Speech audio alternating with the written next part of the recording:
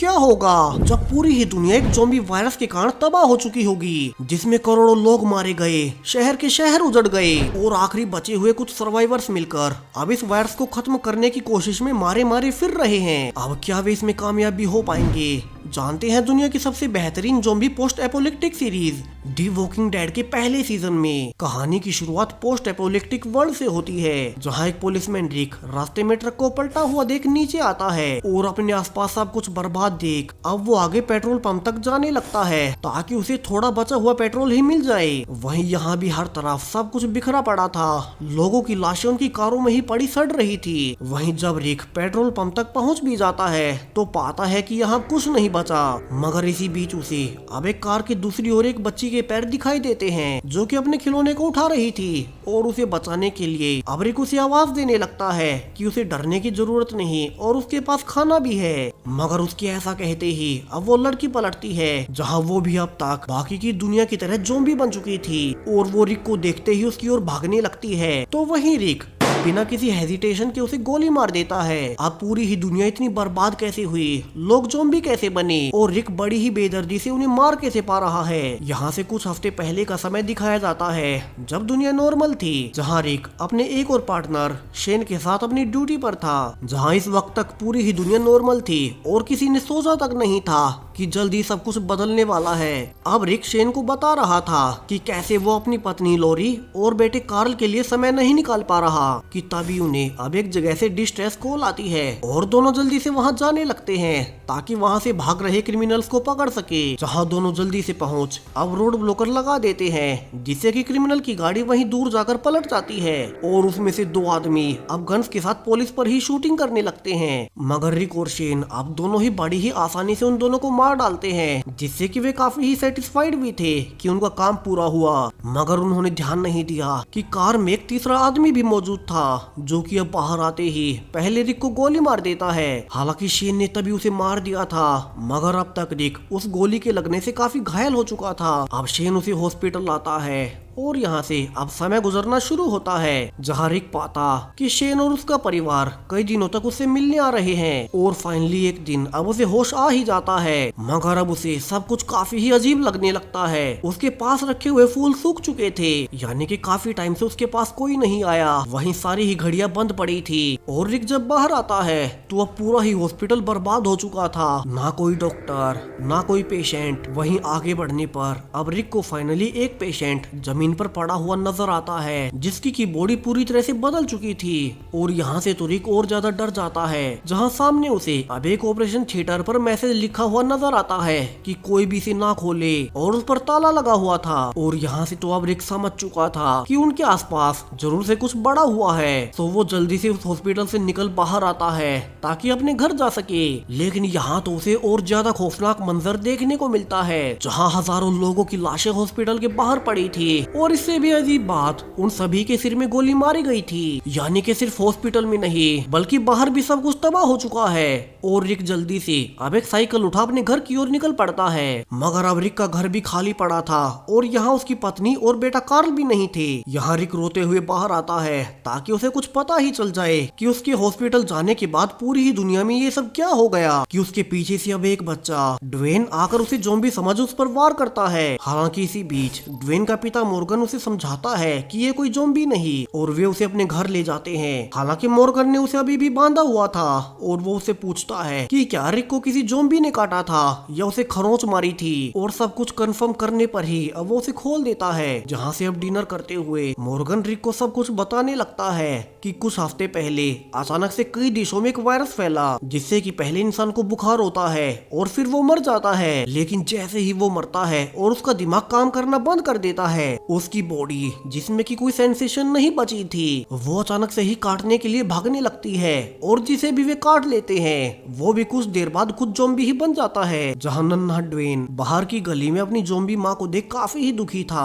और मॉर्गन अब उसे शांत करता है। जहाँ से अगली ही सुबह रिक दोनों के साथ फिर से अपने घर आता है और इस बार सब कुछ फिर से देखने पर वो पाता है कि उसके घर पर कोई सामान नहीं है। वहीं सारी ही फैमिली फोटोज भी हटाई जा चुकी हैं, यानी कि उसकी पत्नी उसके बेटे के साथ यहाँ से समय पर निकल गई होगी और वे अभी तक भी जिंदा होंगे। जहाँ ड्वेन कहता है कि फिर तो वे एटलांटा गए होंगे, जहाँ की सीढ़ी सीडीसी है। सीडीसी यानी कि एक ऐसी जगह है जहाँ काफी सारी मिलिट्री तैनात है और वहाँ कुछ वैज्ञानिक इसी वायरस का एंटीडोट बनाने की कोशिश कर रहे हैं। तो रिक कहता है कि वो अपनी फैमिली को ढूंढने के लिए वहीं जाएगा, मगर उसके लिए उसे हथियार चाहिए। और तीनों यहाँ से अब रिक के पुलिस स्टेशन चले जाते हैं, जहाँ से रिक नहा धोकर फ्रेश होकर अपनी वर्दी पहन ही लेता है और अब तीनों ही वहाँ से सारे ही हथियार लेने लगते हैं। वहीं ड्वेन और मॉर्गन यहीं अपने घर पर रहने का फैसला करते हैं, तो उन्हें कुछ गन्स और इक्विपमेंट्स देकर रिक उन्हें गुड बाय बोल भेज देता है और खुद भी अब अपनी पुलिस कार से अटलांटा के लिए निकल जाता है। वहीं वो जाते हुए रेडियो से पूछ भी रहा था कि बाकी के सर्वाइवर्स कहाँ छुपे हुए हैं, जहाँ रिक की आवाज को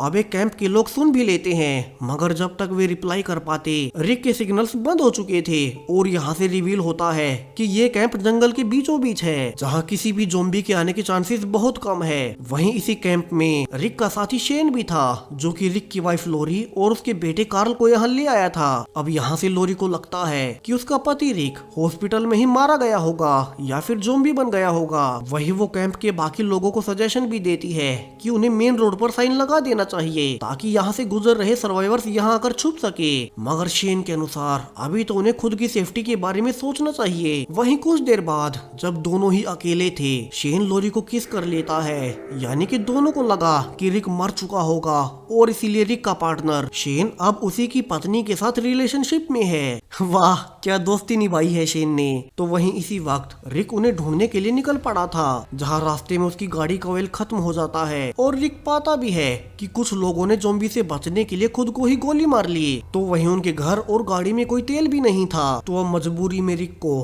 फार्म से घोड़ा लेकर उसी पर आगे बढ़ना होगा। और यहाँ से सफर करते हुए अब रिक एक वीरान पड़े शहर तक आ चुका था, जहाँ दूर दूर तक सब कुछ बर्बाद हो चुका है। गाड़ियाँ, आर्मी हेलीकॉप्टर, सभी कुछ इस शहर में हुई घटनाओं को साफ साफ बता रही थी। वहीं आगे बढ़ने पर ज़ॉम्बीज़ की संख्या भी बढ़ती जा रही थी, मगर रिक को तो अपनी फैमिली के लिए आगे जाना ही था। मगर अब वो जितना भी आगे बढ़ रहा था, ज़ॉम्बीज़ उतने ही ज्यादा बढ़ते जा रहे थे और वहाँ से भागने की कोशिश में अब ज़ॉम्बीज़ उसके घोड़े को भी खा जाते हैं। तो वहीं रिक बचने के लिए एक आर्मी टैंक के नीचे घुस जाता है और वहाँ से रास्ता बना टैंक के अंदर आ ही जाता है, जहाँ टैंक के अंदर एक सोल्जर पहले से मरा पड़ा था। और जब रिक उसकी गन निकालता है तो वो भी ज़ॉम्बी बन चुका था और रिक उसे वहीं मार डालता है। वहीं कैंप में जहाँ शेन रिक के परिवार को लाया था, अब लोरी जंगल से सामान लेने जाती है, जहाँ उसे शेन दिखाई देता है और यहाँ से दोनों अकेलेपन का फायदा उठा फिर से इंटीमेट होते हैं। वहीं लोरी ने अब तक रिक की अंगूठी पहन रखी थी, तो शेन उसे भी उतरवा देता है। तो वहीं लोरी का पति